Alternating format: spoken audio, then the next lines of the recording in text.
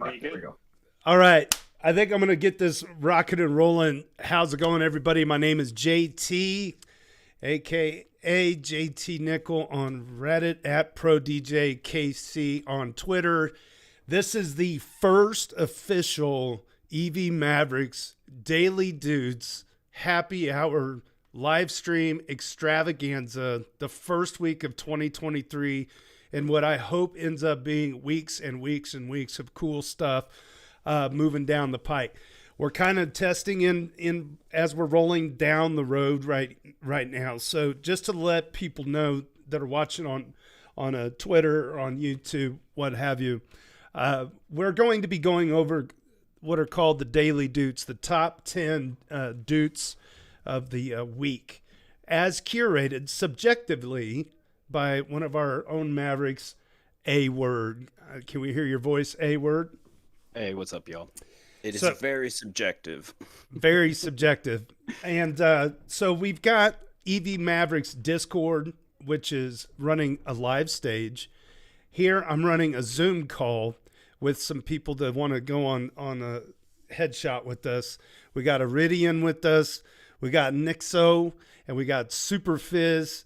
And we're just super delighted to give this thing a whirl and start honoring a lot of what makes Ethfinance such a great subreddit. We love to have a lot of fun. And I just wanted to try new things. You know, you always find out that, like, you find your best friends in the bottom of a bear market. The show format is basically this. I'd like to try to keep it to around 30 to 45 minutes. That's the first goal. So with 10 total Doots, that gives us a few minutes per Doot to kind of react and reflect. Some things we'll have more to reflect on than others, but we'll keep the show moving along. This way, we are kind of guaranteed to highlight what we need to highlight, what we want to highlight, pay homage to the sub, but it keeps it short enough that, you know, you can fit it in during your lunch hour if you're on the East Coast, or with your coffee on the West Coast, or wherever you are around the world. The Daily Doots was something that I had come up with a couple of years ago as a way to show the top comments of each day's daily, curated by hand into a list at the top of the page. Due to real life circumstances, switching careers and all that, it became too much for me to tackle. And our very good friend Tricky Troll said, I'll do it. And I'm like, you will? Awesome. Because I think a lot of people really like it. When they tune in the next day to the daily, they can kind of at a glance see the top 10 or whatever Doots from the previous daily. This video highlights the top 10 of the week. Okay. So we're going to have this stage set up to where if people want to come on stage and do any reaction, you'll just raise your hand.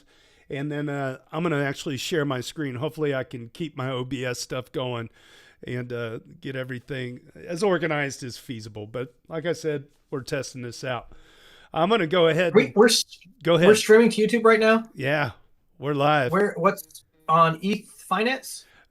So there's an EVMavericks YouTube channel. Thank you for bringing that up. Somebody, I hope, posted it in the daily.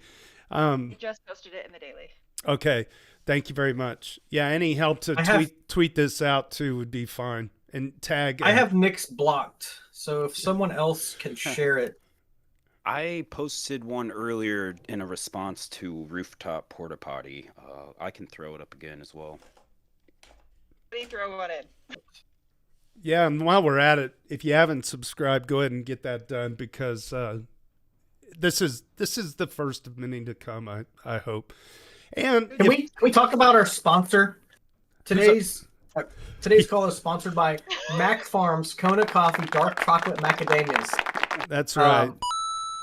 You don't have to put them in your butt to enjoy them, but if you eat them, they're great.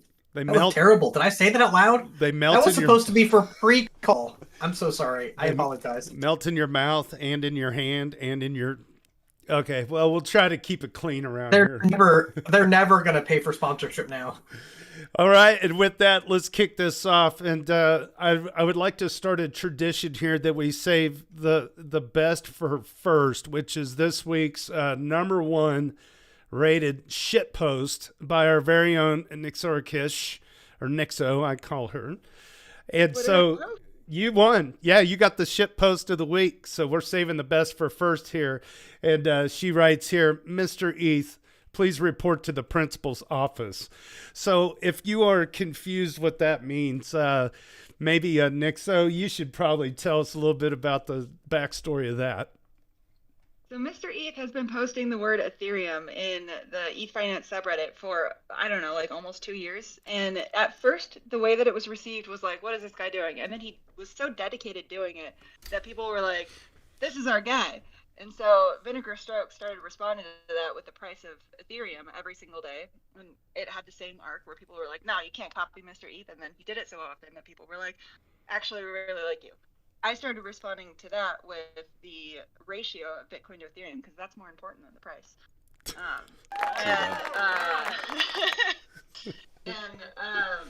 You know, he basically never misses any days, but in the last week he's missed like 2 or 3 days, and so I would really like to know what's going on with Mr. ETH. Does he need help? Does he need any assistance, support? We always It's like a canary. Yeah. It's a canary for his like health and safety, and so or their health and safety. So if they're not posting it, then there's a lot of genuine concern. Like you see a lot of people just holding back on like they don't want to be the first person because it's like this. There's the holy trinity, right? It's Mr. ETH, Nixo, and Vinegar Stokes, and then from there, it's like other people are starting to post other metrics too, like number of validators pending. I think JBM does some stuff like that. It makes it fun. Oh yeah, actually, I think Scissorg posts in response to me now. Is it Scissorg? Hey, Word, were you saying something?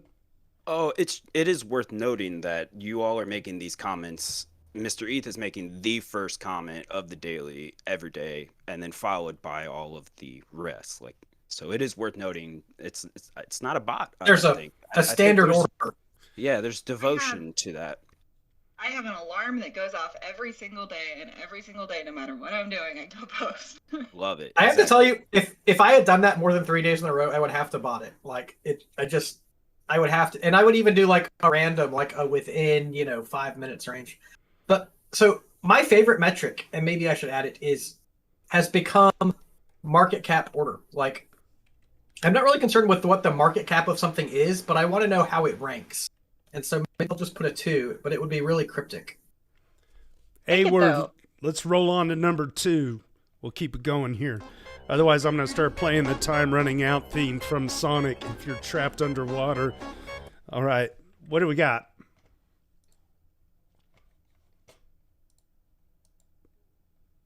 Hello. Yo, A-Word, what's number 2? Trying to remember. Is he on?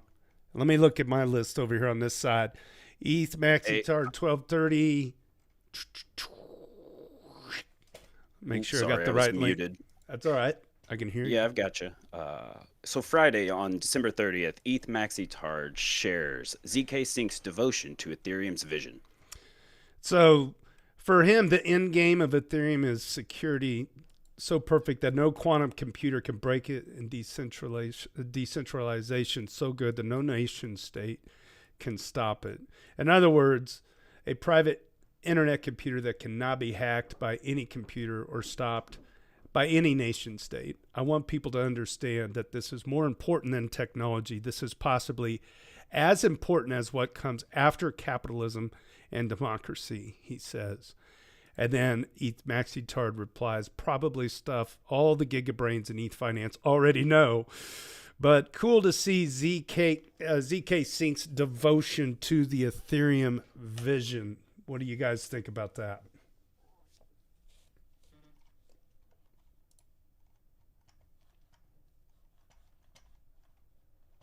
I'm over here wishing I could see it visually. Yeah, I can't. I'm looking at the YouTube channel, and actually... Oh, it's delayed a little bit. Highlight the whole... Here, I'll highlight the whole thing. Oh, highlight it. Here we go. Yeah, because it's like white on white when you're looking at it. Why's it gotta be white? Hey, I'll share the Daily Doots document in a back channel for you. Ooh, channel? Can I get it on that? It's Macadamia Nut channel. Mac Farms, bringing you macadamia nuts since 1977. Oh my gosh.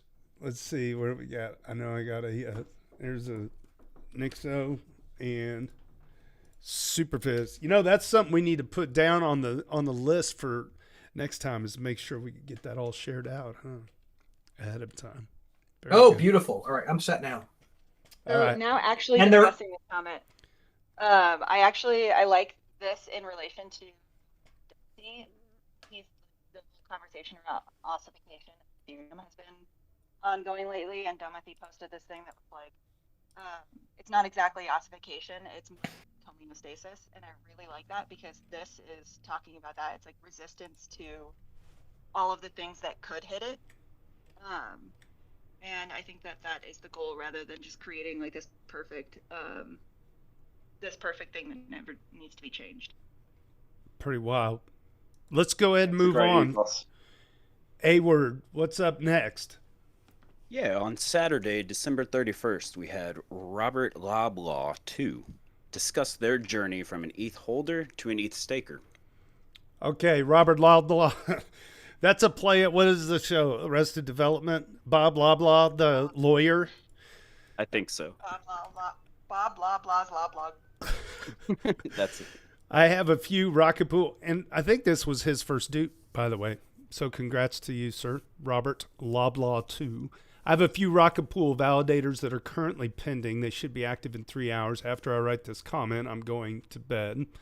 I'm not very active in this, but I lurk like an MF. I'm feeling inspired to talk about my journey from an ETH holder to an ETH staker, and then list out a couple of points here. First, I just want to say that it hasn't been much of a journey. Staking your ETH is not hard. It goes into some details. Number two, secondly, along the way, I realized that Rocket Pool uses almost every novel financial tool that has gained traction in the world of crypto. And number three, I sleep well tonight knowing that when I wake up tomorrow, I'll be a wealthier person. And the last statement will remain true until either Ethereum fails or I fail to upload my responsibilities as an ETH staker. Who wants to make some comments on that? That's beautifully put. I want to say, like, of course. It's so easy to relegate Rocket Pool to this, like, oh my God, everybody's talking about it. What kind of scam is it? But for years, I talk about it because it is the only product who is, like, deeply aligned with the Ethereum ethos. And I'm so desperate to find other products doing the same thing. And so when you get into it and when you recognize that, like, at first you're like, oh my God, it's that same crap again that everybody's always talking about. The Kool-Aid's good. It's like, it's a valuable thing. And when people realize that, they know that they're acting in the best interest of Ethereum. And so I love to see, like, these people who are like, yeah, I've been lurking and I checked this out and oh my God, it's the neatest thing ever. So yeah, Nix knew I was going to do that.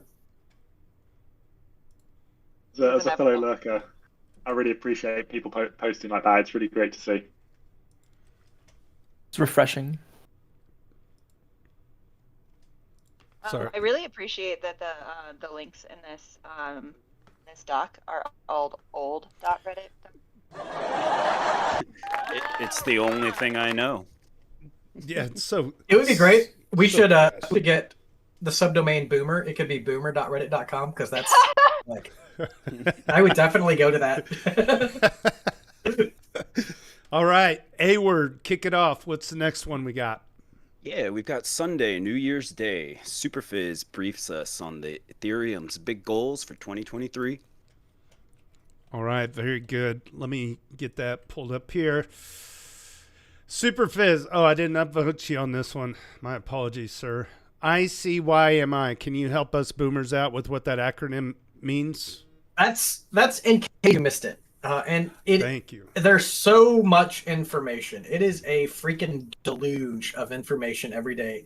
It can be hard to know what are the things I really need to know. And so 2023, the Ethereum ecosystem is looking forward to two big things.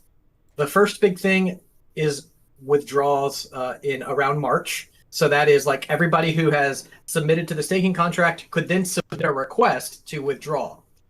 And that doesn't mean the price of ETH is going to crash. That means that there's just going to be a lot like a logjam that breaks, and there are going to be a lot of unknown events that like we can kind of predict, but we don't really know what's going to happen when withdrawals are open. But it's going to be very excited and definitely very positive for the ecosystem. That's the first thing. Go ahead. Well, I'll just say something really quick. When those withdrawals come through, I really feel like that is the second part of the completion of the merge in a way where that's going to add liquidity back. That's going to show that this thing is really, really for real. I don't know a better way to put it. That's going to improve like the velocity of the whole ability to stake and unstake at will, depending on rates. I mean, I feel like that's a real big trigger of accomplishment. I mean, to have two major big time goals met within a 12-month time frame, super awesome. Yeah. So for the people who think that withdrawals mean that everyone's going to pull their ETH out and flood the market, that doesn't seem like a likely outcome. What is most likely is that the people who have already deposited are making returns and they like that. Most of them are not likely to sell. Yeah, you don't want to sell the seed corn. That's right. We do get the additional confidence that anyone who deposits after that time can easily withdraw. So it does increase the confidence in the Beacon chain. What's the second big event? Yeah, that's EIP 4844. The easiest way to think about it, there are a lot of different names. It's called proto-dank sharding, but people are saying, well, it's not sharding, so stop calling it that. 4844 is adding additional blob space to the Beacon chain that makes it cheaper and easier for layer 2 transactions. And so the benefit here is that layer 2s like Arbitrum, Optimism, they can scale much more quickly, much more efficiently, and they're bringing transaction fees back to the Ethereum mainnet. So that is part of the scaling plan coming to fruition. That's going to be another upgrade or hard fork or whatever you want to call it later in 2023. All right, very good. Let's move on.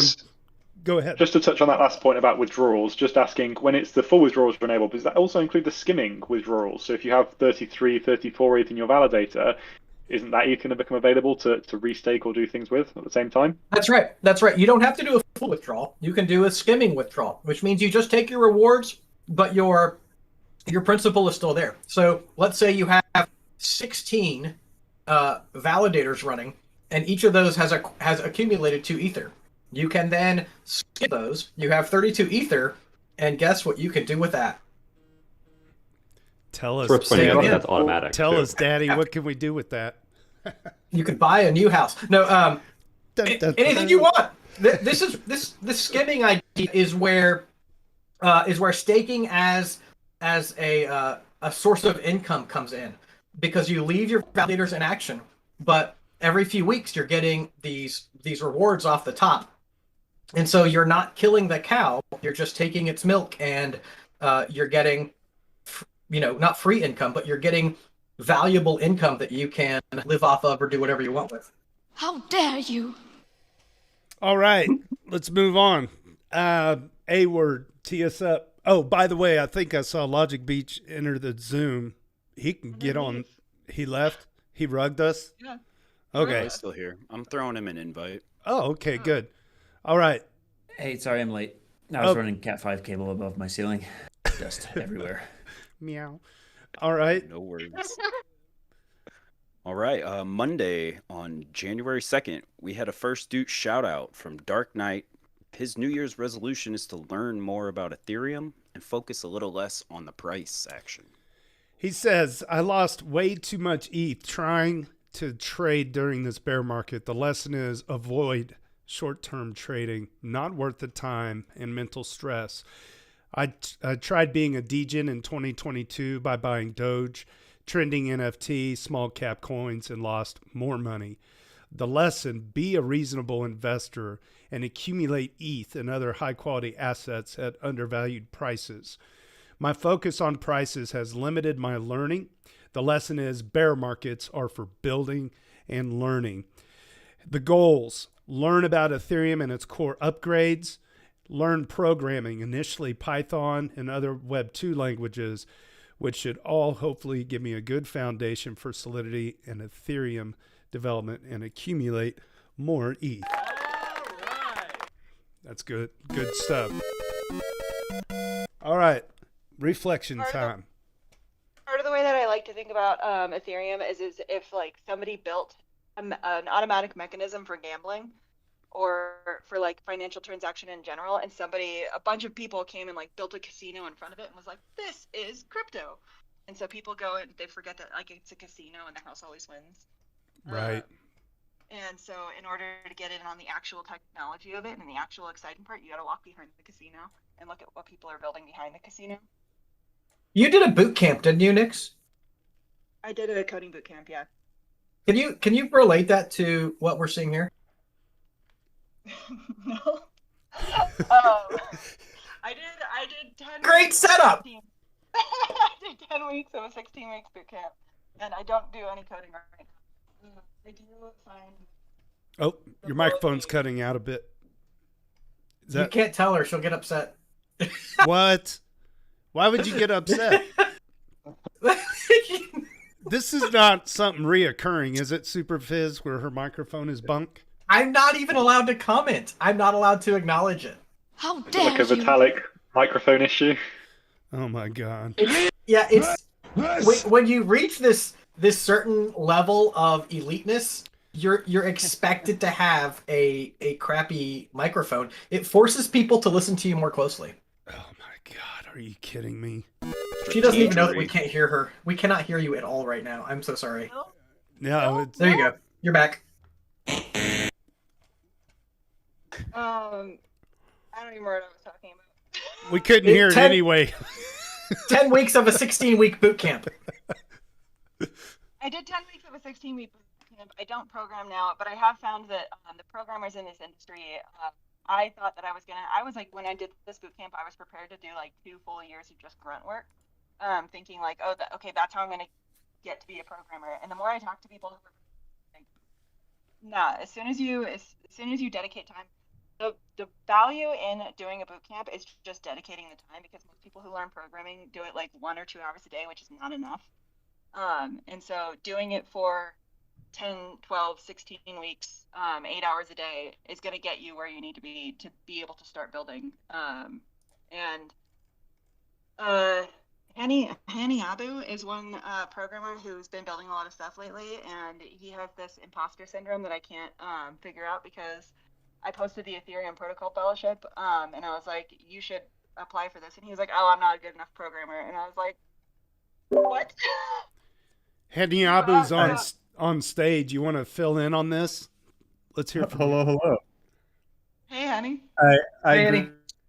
greatly appreciate the praise. But yeah, part of that imposter syndrome comes from the fact that a lot of what I do is just static sites.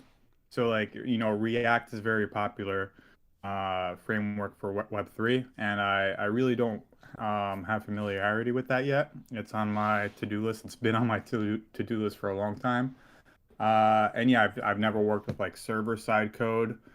So yeah, I just my breadth of knowledge is very small, and there's still a lot I can do to level up. I just know how to do a lot with the little knowledge I have, if that makes sense, which should be encouraging for any listeners out there that may not know a lot.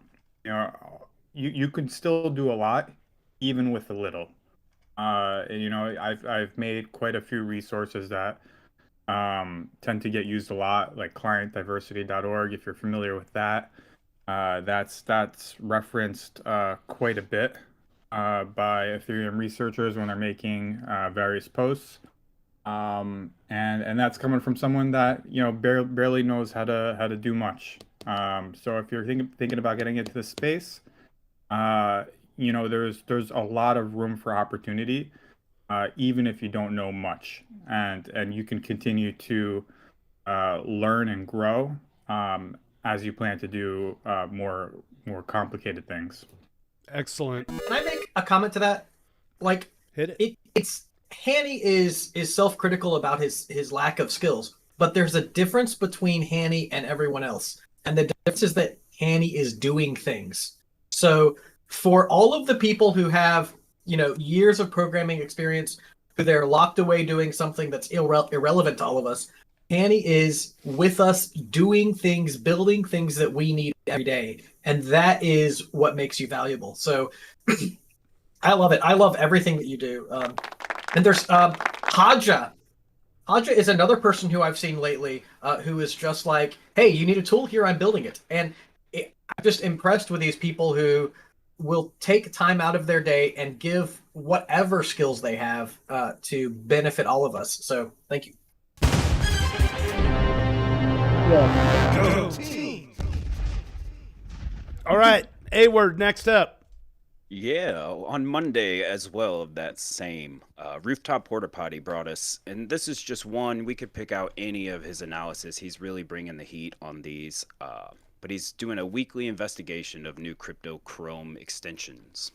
Yeah, so this is, he writes, this is the second installment of my series of posts regarding the privacy of various Chrome browser crypto wallet extensions. And if I just go to the first one here, look at this. I mean, he's got screenshots after screenshot, all these different examples and iterations. I mean, this is like incredibly, I shared this back with the team at Grid Plus, to have somebody out there trying to go through and find all these little intricacies. I don't know if anybody else could speak to this a little bit more, but what an entry this is, and definitely deserves a lot of praise getting on this first call. Thank you, Rooftop Porta Potty. Not going to say anything about the content of this because it's like beyond my understanding. However, I am going to say that this is a perfect segue from what Superfizz was just talking about just doing the work. Yep. And I think that Rooftop Porta Potty posted after this some message yesterday about like not feeling like they were productive enough, not feeling that they have come as far, and like this seems like the beginning of a good thing to me, and like continuing to do this kind of thing always leads to I don't know, good series. I like how many like incubated ideas come out of Ethfinance, and I think a lot of them end up leading to nothing, but the ones that end up like persisting and doing the same thing every single day and working towards that same thing end up becoming something. Very well said. This brings the value of this call to me, because I didn't catch this, and as I'm looking at it now, I am like in awe of the value that I totally would have missed if we weren't doing this call. So very excited. Yeah, I can't wait to check it out now. It's extensive. I mean, it's a bit beyond me, but I know some. And he's working his way. He's working his way through the ecosystem too. He's already done MetaMask, and Rabby was his first. If anybody wants another idea on something to do, they could. So this is very well done, but it's not very well formatted. And if somebody wanted to format this and like put it all together for Rooftop Porta Potty, that's the thing that somebody could do.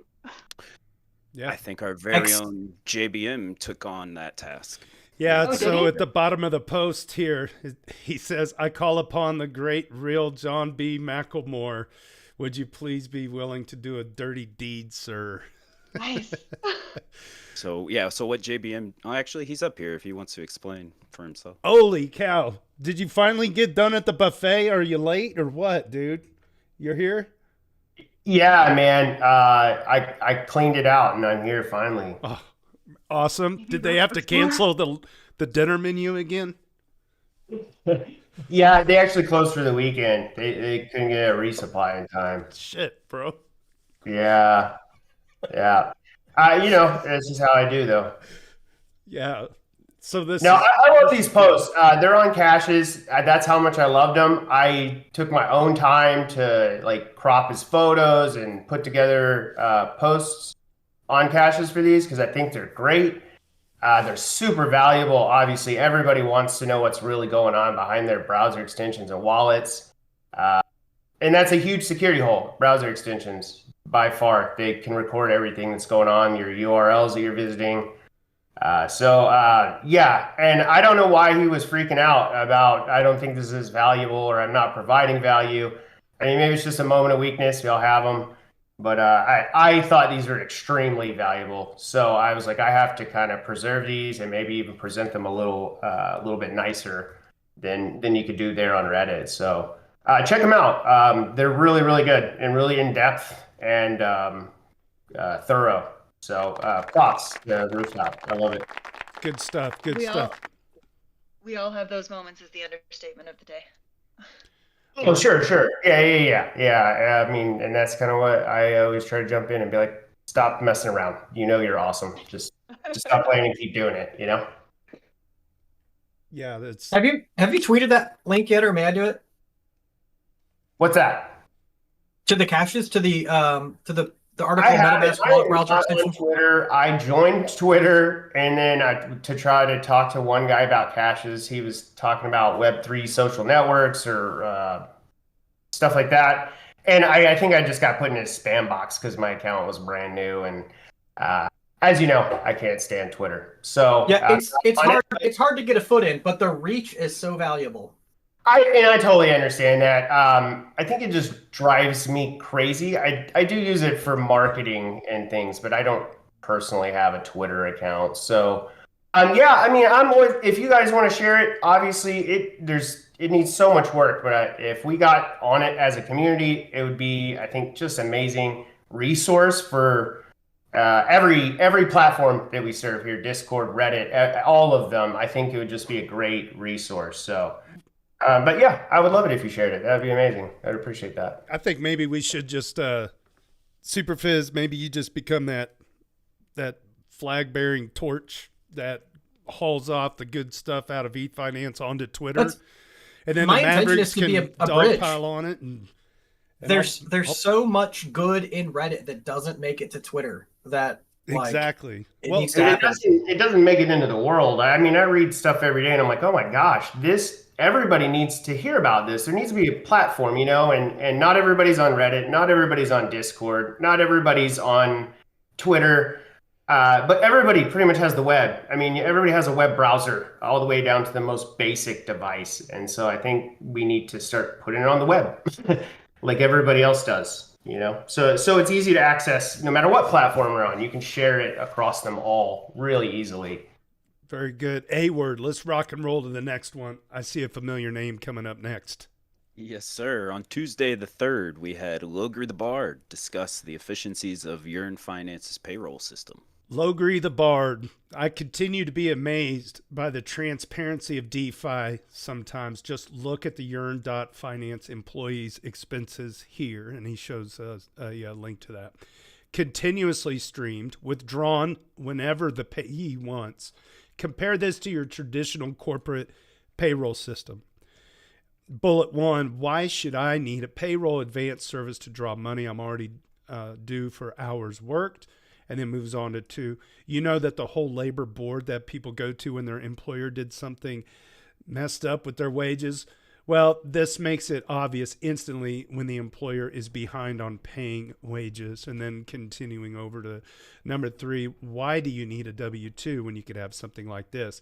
This is an IRS dream come true. Imagine all the management software like AGP. You could save business. And now, Logan, are you in the audience on Discord? Yeah, okay. Do you want to reflect on your own stuff? Because that would be pretty rad. Sure. So I was going through my website, and I've got a bunch of tokenomics pages, and on those I occasionally run numbers. And we're deep in the bear market, so I'm like, hey, maybe there's some good deals at this point, right? Hold on. Things are down 90%, right? Tell us your site, or I will do it. I run tokenomicsexplained.com. Yes. And as part of that, as I said, I've got some old PE pages. I originally was planning on having a lot more of them, which is why the site is named Tokenomics Explained. But it's just too much maintenance to try and keep things up as the numbers move with the volatility in DeFi. And so some of those pages are like a year and a half out of date. So I was going through some of the older ones like Yearn that I haven't touched in a while. And I'm like, okay, well, let me go and find the revenue and expenses of Yearn. And I went to the site I'd previously used, which was it was like Wi-Fi stats or something. And it was hadn't been updated, like the data, and it was stale since May. So I went to the Discord and I asked, like, hey, how can I find this information? And they linked me over to this payment site they have. And it literally has every person on the payroll or every team on the payroll and the DAI like rates that they get. Like you can see the DAI per year and the Wi-Fi per year that they're paying out to every employee. And it's streamed all the time. It's live, right? And you can claim it whenever you want. You can let it pool up if you want to be more gas efficient, or if you just want to get paid every day, you can withdraw it every day. And if there's ever a disagreement, well, you can cut off the flow of funds at the moment there is the disagreement. You don't have to like fire someone and then, negotiate whether they've returned their t-shirt or whatever in order to get their wages. Like, no, like your wages are protected by the second. Whenever you, as long as the contract said you're in good standing getting paid, you're in good standing getting paid. And the only way that it falls behind is if the account that's streaming the DAI is emptied, in which case it keeps track of how much behind it is, right? And when they add more DAI to the pool, it like backfills it. My point is, when it goes into that state, the labor board can reach out to them in an automated email and say like, yo, you're behind on things. And start the negotiation rather than having to wait for an employee to complain, right? Saying like, oh, well, my wages are in arrears. I think things like that are a beautiful function of DeFi, and the transparency and then the automation and consumer safety and protections that it enables, right? So it's a good thing for the people, the employees. It's a good thing for the enforcement services. And yet we get people that say like, oh, these technologies have no use. Like, you could just do this with a database. Like, really? You can stream payments by like the second with your random SQL database? I don't think so. I just don't think so, right? I see this as the future of employment. Like, this is how people will be paid in 10 years, and employees can be on the clock and look and see like, well, I have to work 4 more minutes in order before I quit and and go buy something. That I love. This empowers employees and takes it better distributes the power between employers and employees. Yeah, it protects the employee. It serves as the employee. It serves the employer because the software to do the streaming is free. There's not even a middleman cut on it. It's just part of the protocol. And so if you don't have to have all this payroll software, or you can have a layer that just looks at the data that's on the blockchain and then creates a W-2 form automatically from it. Like, I can imagine a tax service that you need to file your corporate taxes could be pointed at something like this and just generate all the mandatory, bureaucratic forms automatically. But you still wouldn't need the whole ADP timekeeping whatever software, at least for salary, right? And I see nothing that would stop you from adding a hourly system to this too, right? Where people, rather than being streamed as salaries, just being streamed continuously, processes time cards. So you would like the employee would submit a time card in some zero knowledge proof way, and then the employer would be able to approve that time card, or you get in dispute resolution or something. But that system can be built into this in order to determine how much of wages you should be streamed, or how much of the wages from the DAI account should be backfilled. Like, this is a beautiful system, and it's a better way of doing things than TradFi is ever going to make, because it stopped innovating 30 years ago, right? So these innovations, I think they speak to everyone once they see them. The benefit here is obvious. You just need to get the information in front of everyone's eyes, right? And then I hope people stop saying DeFi is useless, because, like, look, here's an easy use case. This is an obvious one. Very good, man. Great job. All right, Hayward, teeing up. Yeah, I'd love to see the data from Yearn after they implemented that system on their employee retention. I think that'd be really interesting to share. There's just not that many employees, right? So there's like 20 or something in the list, and the churn on them is basically zero, kind of before and after. So the people that are working, yeah, well, people that work at Yearn are quite happy working at Yearn. They've got a good culture. That isn't pushing people to the grindstone. They're not trying to be chatty about it, right? They're not trying to like, oh, we've got to be super scrappy. They left that over to like Beefy for that particular role, or Harvest, which is kind of imploded, right? So they've got a kind of chill work-life balance going and release cadence, and they take their time and they do things right. And because of that, there's less stress, right? So yeah, I think that attitude of theirs helps with their employee retention probably more than the payroll system does. I have a super quick off-topic question, and JT's going to get me. Do we equate scrappy companies with companies that abuse employees? Is that a fair equation?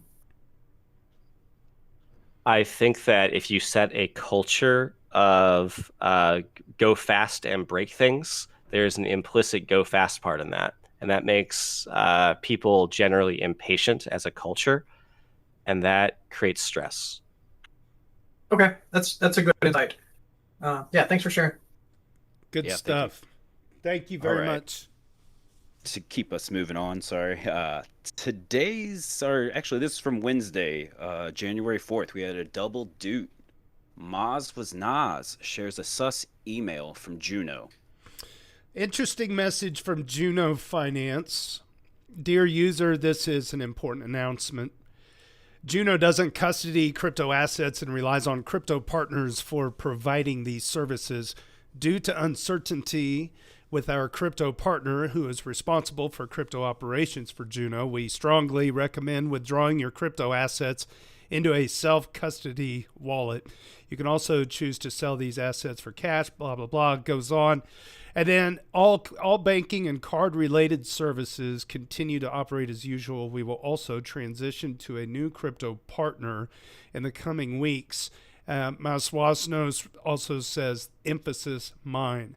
Maybe they're shifting around their crypto backend, and they aren't sure how assets held by the crypto provider will be handled during the transition. It's cool that they advocate for self-custody, and it seems they partner with Wire, it looks like. And then our very own real John B. McLemore follows that up with the second dude of this double and recommends all Juno and Wire users to withdraw funds now. There you go. I think it's pretty rad that they were immediately transparent with this. This is a lot more. Agreed. Or non-crypto solutions do. It's a first, isn't it? It seems like a first to me. Yeah. I mean, they were pretty quick to let their customers know, hey, do something. Don't sit on your hands. And I wish some other companies would do that, because like, was this Twitter breach that just happened actually executed in 2021 and we're just now finding about it, or is that wrong? Man, I just got a bunch of attempts to log into my Venmo using an email account that is only used for Venmo, and Venmo still hasn't said anything about any hack. So Web3 logins can't come fast enough, but at the same time, Web3 has its own bad actors. But it's certainly the better problem with than that this is shit. they're incompetent if it happened and like you're finding out this way, and they're also incompetent if it happens and they know about it and didn't tell you. Like either they don't know about it and they're incompetent, or they do know about it and they're not telling you and they're incompetent. So either way, it's a fail. Yeah, they're incompetent or liars. Yeah, I would attribute the latter to malice, not competence. Ooh, there you go. Yeah, I was just gonna say, it feels like malicious intent if they're withholding information. All right, let's go ahead and I move tried on. to attribute everything to incompetence, but maybe that's not fair sometimes. All right, next up, Thursday on January 5th, we heard from, which I thought was Dreth, but apparently he's Dr. Eth. And he's listing all the kinds of ways and all the scams and collecting examples across the space. Very good. I have been reading that as Dreth forever, and I recently DM'd him, and I was like, oh, this is Dr. Eth, isn't it? Okay, it's supposed to be Dreth. It's supposed to be Dreth, but like Oh, it is. Wow. when I read that it was actually also you can also read it as Dr. Eth, I was like, yeah, maybe I should start reading it like that myself. I've always read it as Dr. Eth. Dr. Dreth. Alright. That's what I'm going with. I just assume everyone is a doctor. Like, if I feel like so many of the people I encounter, they're like, oh yeah, I'm a physicist, and I'm like, oh, okay, cool. So I'm just gonna go crawl on my hole real quick. So Dr. Dreth writes, hey, fam, I need some help collecting more scam samples that are different than those I already have. If anyone has examples, I'd appreciate a DM with it. Reply to this post with an image or link or something, or Discord DM it. Here he is, Dreth, number 1988. If you have any good examples, I haven't listed. And the list is extensive, and it's really pretty complete. Airdrop scams, fake exchange, Excel malware, notifications about won prizes, fake token sites, all kinds of Twitter bots, tagging. There's one notorious scam I know I'm missing, and that's fake support people. So I'd appreciate at least one example of that. Not more than one is needed. Personally, this is JT You don't need to talking. go fishing for an example of that, right? You can go on to, like, I don't know, the pickle thing and say, I've got a problem, and 20 of them will show up and ask for your money, right? Oh yeah, or MetaMask support DMs you off of Twitter or whatever. It's prolific on Discord though. Like I just posted Cash's the MetaMask security review, and I already got like 15 fake MetaMask replies. That's par for the course. Yeah, the Discord thing's crazy because members of the Discord can let GP go ahead. Yeah, I was gonna say we delete captcha bots that join our Discord daily. It's not. Yeah, but I wanted an example from like those that are actually a human being that message you like, hey, do you need help with something?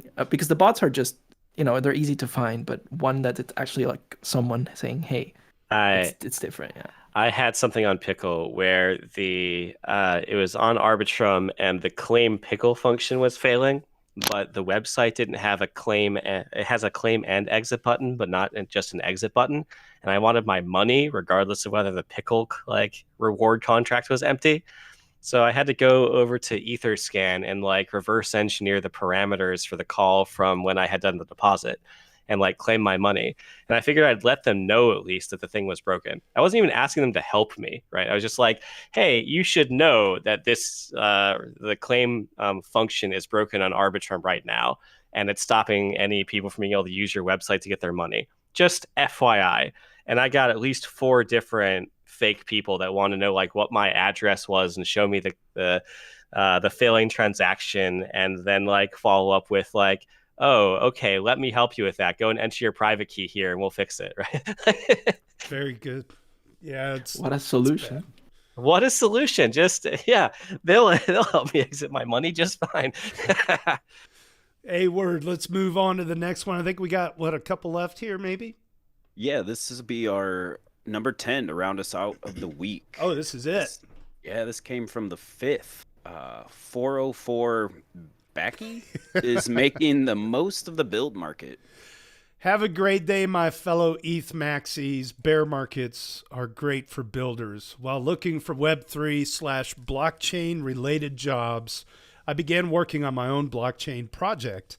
I'm building from scratch, front end, back end, the whole 9 yards, an LSD niche focused DEX liquidity aggregator. Rolls right off the tongue. Way down the road, I'm thinking about adding features like evolving the project into a platform that will make it easier for users to participate into liquidity pools, create and run rocket pool mini pools, create finance-focused NFTs using oracles and open order books. Even if the project is a total failure and absolutely no one uses it, I'm still happy to be full hand on it, building everything from the UI to the front end to the back end in the integration of APIs of Uniswap, 0x protocol, and interacting with Rocket Pool, Uniswap, and it goes on and on and on. Finally says, anyway, thank you for reading my post. Have a great day, and may the force be with you.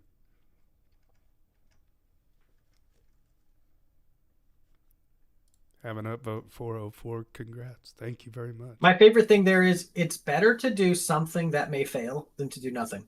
Like, just do something. It's okay. You're going to get ideas that are going to pivot into something that will eventually work. It's so much better than doing nothing.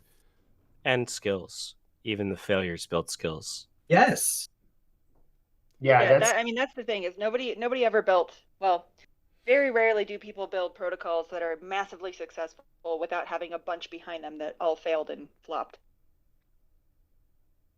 Yeah, exactly. I think the important thing to always remember is even when you failed, you did learn something. You got a lot of value out of it. I have probably spent so much money on failures, but I took those skills, the things I learned, and I used them later for successes.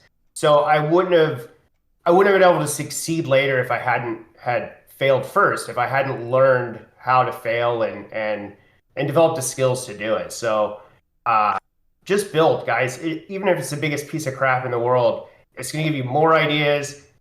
Some of my ideas, I ditched them halfway through because I'm like, I have a way better idea that I need to develop now. Like this gave me new thoughts. So yeah, I love bear markets because everybody just puts their head down and starts to go to work, and really, really cool stuff comes out of that. I mean, most of the ETH ecosystem was built out of bears. So yeah, I mean, anything you can do, contribute, build, it's a win for you. Don't think of anything as a loss. It's a really great point. Hard work and creativity begets creativity and more rewarding hard work. And this is a perfect example of a lot of the value in the further down comments on this dude, where a lot of people across the community were like, well, hey, this is my project I've been working on. One to note is Professor Strangelove had also dropped a project they were working on a little further down the comments. So it's just awesome to see it kind of spark that. And then all of a sudden, 10 people have all had this project they're all going to work on. And now here's this flood of new experiments. It's, and even right on down to just us coordinating right now on a live stream talking about all this stuff. I'm wondering how many people even saw some of those comments throughout the week. And, so kind of to wrap this up, the first thing is we don't have to end the stage. I just have to end the live stream. The second thing is we need to hear what worked, what didn't work. I'm kind of a one-man band trying to do the OBS and do the screen share things. Let the Mavericks know in the Maverick Discord. We've also got a POAP available, and I'm assuming A-Word is going to throw the link, or we can figure out a way to get that link to you. Either, we'll just put the link on the Discord, and whatever Super Fizz recommends we do with that. It's a checkout POAP, so it'll cost you, if I'm not mistaken, it's like maybe $1 or $2, but you can always do more. And then I guess is the money staying in the DAO? It just stays with the Mavericks treasury. It doesn't go to me or anyone else. It's just for fun. So let us know how this format works for you. We're rubbing up on 55 minutes.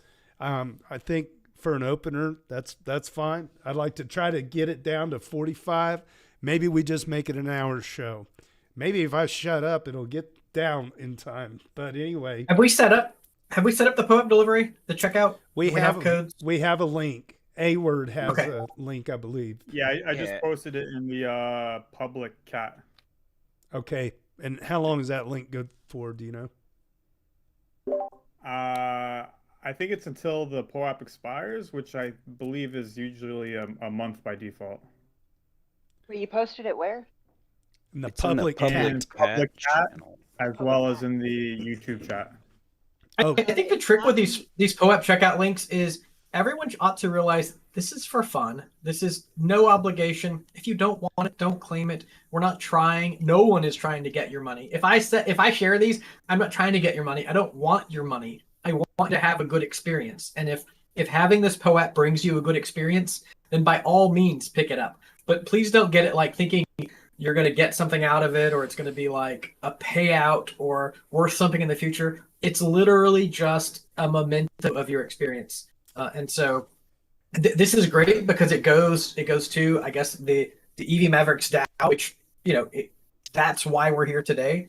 But I always have this fear of like someone being butthurt that they paid money for a POAP that didn't like somehow benefit them. The benefit is simply in holding the POAP. This is good stuff. And we don't know where this is going to be weeks and weeks from now. I should also mention that if I'm unable to stream to YouTube, I want the community to just keep doing this every Friday at the same time, whether we stream or not. My goal is to try to stream every Friday for the time that we have. Hopefully this works out for a majority of you. Subscribe to this channel, share this channel out. It's not monetized in any way. Hopefully we can get some other guests on maybe to join on the Zoom call. Thanks so much, Ridian and Nixo and Superfizz for joining this ugly mug on camera. And thanks to all the EVMavericks for coming to hang out on stage. We look forward to seeing you all next week. Thanks. Have a great day. Thank you. Yeah, this is fun, guys. We should do it every week. This is cool. I didn't even see some of those Doots, and I mean, you know me, I try to read everything, so that's cool. I love seeing the Cassius thing. Like, I was totally unaware.